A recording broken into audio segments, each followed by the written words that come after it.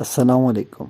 उम्मीद करता हूँ आप खैरियत से होंगे और आपकी एग्ज़ाम की तैयारी भी अच्छी जा रही होगी।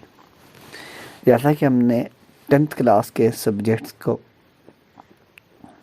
टेंथ क्लास सब्जेक्ट की पेपर स्कीम स्टार्ट की हुई है। कुछ सब्जेक्ट्स की पेपर स्कीम हम अपलोड कर चुके हैं। आज हम बात करेंगे tenth class physics 2023 annual exam की ऑल पंजाब बोर्ड की पेपर स्कीम। वीडियो को आप आखिर तक देखें और इस पेपर गाइडलाइन की मदद से आप आसानी से पेपर की तैयारी कर सकेंगे और ज़्यादा से ज़्यादा मार्क्स कैरी कर सकेंगे। होता है कि अक्सर बच्चे या तो तैयारी शुरू ही नहीं करते, उनके लिए भी ये फ़ायदेमंद है कि वो इन चीज़ों की तैयारी करके कि नहीं उनको पता चलेगा कि कहाँ से कितना कितना मार्क्स का पेपर आएगा, वो तैयारी कर सकते हैं। या भी कुछ स्टूडेंट्स ऐसे होते हैं जो बुक तो पूरी तैयार कर लेते हैं, लेकिन वो इस चीज़ से बेखबर होते हैं कि कहाँ से कितने लॉन्ग, कहाँ से कितने शॉर्ट आने हैं, किस चीज़ के कितने नंबर हैं। तो दोनों तरह के स्टूडेंट्स के लिए ये वीडियो हेल्पफुल होगी और उम्मीद करता हूँ कि इसके ज़रिए आप पेपर की अच्छी तैयारी कर सकेंगे और ज़्यादा मार्क्स हासिल कर सकेंगे। तो आइए आज हम बात करते हैं टेंथ क्लास फिज़िक्स के पेपर स्कीम की। तो इसमें सबसे पहले जो क्वेश्चन नंबर 1 होता है आपका, वो 12 MCQs पर मुश्तमिल होता है। तो यूनिट 12, 14, 6 से 2 MCQs आएंगे और बाकी जो आपके यूनिट हैं यानी यूनिट 10, 18, 11, 13, 15, 17 इसमें से एक एक MCQs आएगा। 12 नंबर MCQs के बाद अब हम चलते हैं सेक्शन 2 की जानिब। तो यहाँ पे आपके पास सबसे पहले शॉर्ट क्वेश्चन में क्वेश्चन नंबर 2, जहाँ पे आपके पास 8 क्वेश्चन आते हैं और आपने 5 अटैम्प्ट करने होते हैं। आपका जो क्वेश्चन नंबर 2 शॉर्ट है ये चैप्टर नंबर 14, 15 और 18 पर मुश्तमिल होगा, जिसमें से चैप्टर नंबर 14 और 18 में से 3 शॉर्ट क्वेश्चन और चैप्टर नंबर 15 में से 2 शॉर्ट क्वेश्चन आएंगे। इसके बाद क्वेश्चन नंबर 3 शॉर्ट की बात करें हम, तो इसमें चैप्टर 11, 17 और 13 पे मुश्तमिल होगा, जबकि चैप्टर नंबर 13 और 17 में से 3 शॉर्ट क्वेश्चन और चैप्टर नंबर 11 में से 2 शॉर्ट क्वेश्चन आएंगे। यहाँ पर भी ऐसा ही है, आपके पास टोटल 8 क्वेश्चन बनेंगे और आपने 5 अटैम्प्ट करने होंगे, यानी यहाँ से भी आपके टोटल 10 मार्क्स बनते हैं। यानी 12 मार्क्स आपके ऊपर MCQs के हो गए हैं और 48 मार्क्स में सारे ये सब्जेक्टिव पार्ट है, यानी शॉर्ट के और लॉन्ग के मिला के, और ये टोटल 60 मार्क्स बनते हैं फिजिक्स के। तो जो 15 मार्क्स आपके रह जाते हैं 9th के भी 10th के भी, टोटल 30 मार्क्स आपके प्रैक्टिकल के होते हैं। इसके बाद हम आगे चलते हैं क्वेश्चन नंबर 4 की जानिब शॉर्ट क्वेश्चन के। और क्वेश्चन नंबर 4 जो है आपका, ये चैप्टर 10, 12 और 16 पर मुश्तमिल होगा।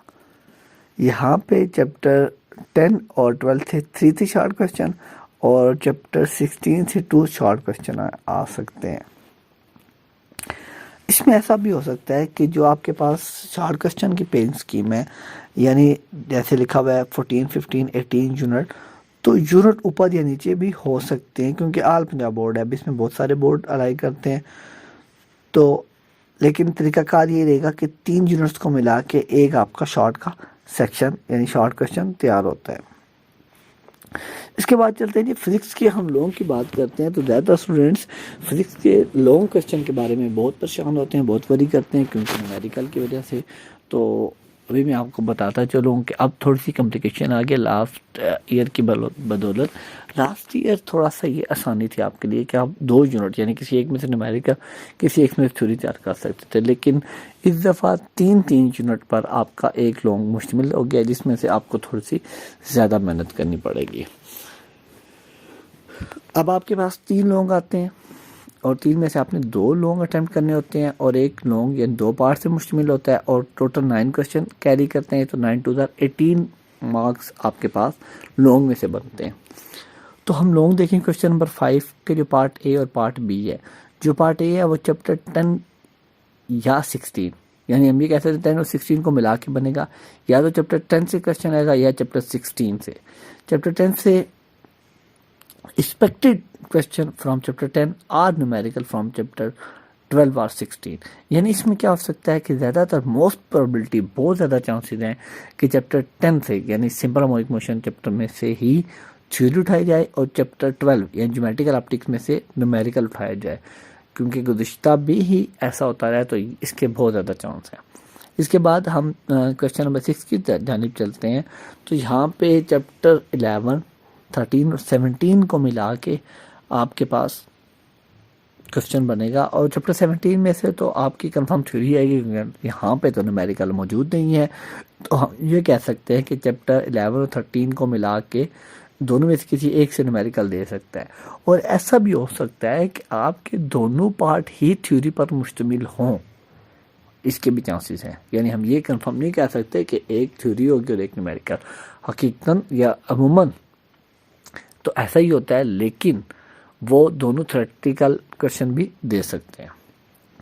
इसके बाद आपके last long question, question number 7 की बात करें तो ये चैप्टर 14, 15 और 18 पर मुश्तमिल होता है।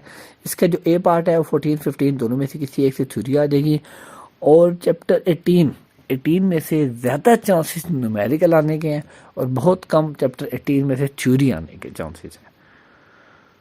तो लिहाजा उम्मीद करता हूँ कि आप 10th क्लास की पेपर स्कीम को, पेपर गाइडलाइन को समझ चुके होंगे, और ये आपके एग्ज़ाम के लिए बहुत हेल्पफुल होगी आपके लिए।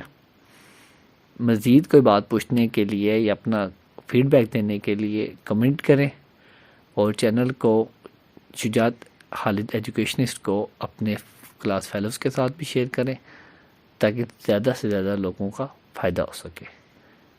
अल्लाह आपका हामी नासिर हो। अल्लाह हाफिज़।